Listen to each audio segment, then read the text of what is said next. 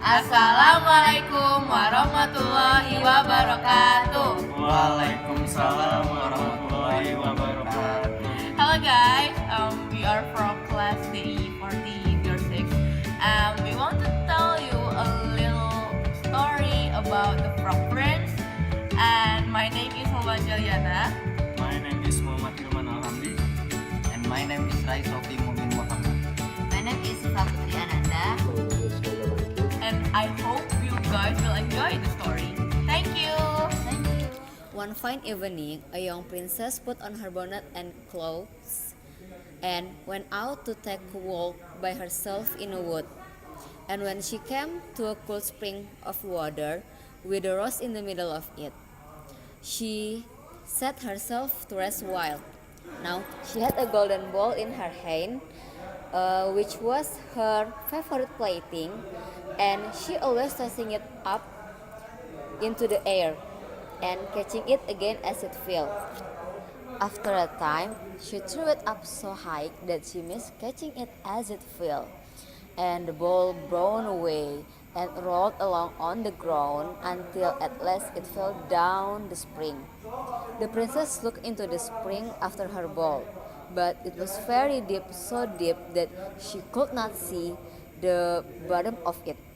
She began to cry and said, "Alan, if I could only get my ball again, I would give all my fine clothes and jewels and everything that I have in the world." While she was speaking, a frog put its head out of the water, and she said, "Princess, why do you weep so bitterly?" "Alas," said she, "what can you do for me, you nasty frog? My golden ball has fallen into the spring." The frog said, "I don't want your pearls and your jewels and your fine clothes, but if you love me and let me live with you and eat from of your golden plate and sleep on your bed, I will bring you your ball again." What nonsense, thought the princess. The silly frog is talking. He can never even get out of the spring to visit me. Thought he may be able to get my ball for me, and therefore I will tell him he shall have what he asks. So she said to the frog, "If you will bring me my ball, I will do all you ask." Then the frog put his head down and dived deep under the water. And after a little while he came up again with the ball in his mouth and threw it on the edge of the spring. As soon as the young princess saw her ball, she ran to pick it up, and she was so overjoyed to have it in her hand again that she never thought of the frog, but ran home with as fast as she could. The frog called after her, "Stay, princess, and take me with you as you said." But she did not stop to hear a word. The next day, just as the princess had sat down to dinner, she heard a strange noise, tap tap, splash splash, as if something was coming up to marble staircase, and soon afterwards there was a gentle knock at the door, and a little voice cried out and said, "Open the door, my prince is there. Open the door to tie true love here, and mind the words that thou and I say, by the fountain cool in the green wood shade." Then the princess ran to the door and opened it, and there she saw the frog, whom she had quite forgotten at this sight. She was suddenly frightened, and shutting the door as fast as she could, came back to her seat. The king, her father, seeing that something had frightened her, asked her what was the matter. "There is a nasty frog," said she, "at the door that left my ball for me out of the spring this morning. I told him that he should live with me here, thinking that he could never get out of the spring. But there he is at the door, and he wants to come in." While she was speaking, the frog knocked again at the door and said, "Open the door, my princess dear. Open the door to tie true love here, and mind the word that to and I sat by the fountain cool in the greenwood shade." Then The king said to the young princess, "As you have given your word, you must keep it. So go and let him in."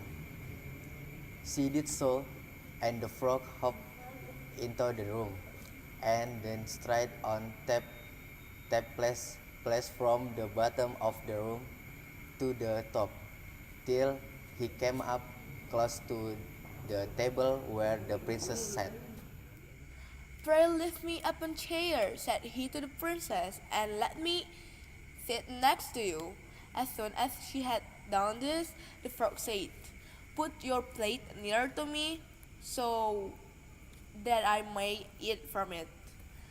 This she did, and when he had eaten as much as he could, he said, "Now I am tired.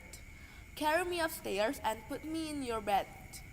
And the princess, though very unwilling, took him up in her hand and put him upon her pillow of her own bed, where he slept all night long.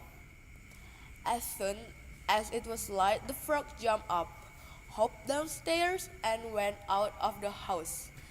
"Now then," thought the princess, "at last he is gone, and I shall be troubled with him no more." But she was mistaken, for when night came again, she heard some tapping at the door, and the frog came once more and said, "Open the door, my princess dear. Open the door to thy true love here, and mind the words that thou and I said by the fountain cool in the greenwood shade." Okay, and when the princess opened the door, the frog came in, and slept upon her pillow as before, till morning broke. And the third night he did the same. But when the princess awoke and the following morning, she was astonished to see, instead of the frog, a handsome prince gazing on her with the most beautiful eyes she had ever seen, and standing at the head of her bed. He told her that he had been enchanted by a spiteful fairy, who had changed him into a frog, and that he had been fated so to abide till some princess should take him out of the spring, and let him eat from her plate, and sleep upon her bed for 3 nights. "You," said the prince, "have broken his cruel charm, and now I have nothing wish for but that you should go with me into my father's kingdom, where I will marry you and love you as long as you live." The young princess, you may be sure, was not living in say yes to all this, and say they spoke a brightly colored coach drove up with 8 beautiful horses, decked with plumes or feathers and a golden harness, and behind the coach rode the prince's servant, faithful Heinrich, who bewailed the misfortunes of his dear master during his encampment, so long and so bitterly that his heart had well nigh burst.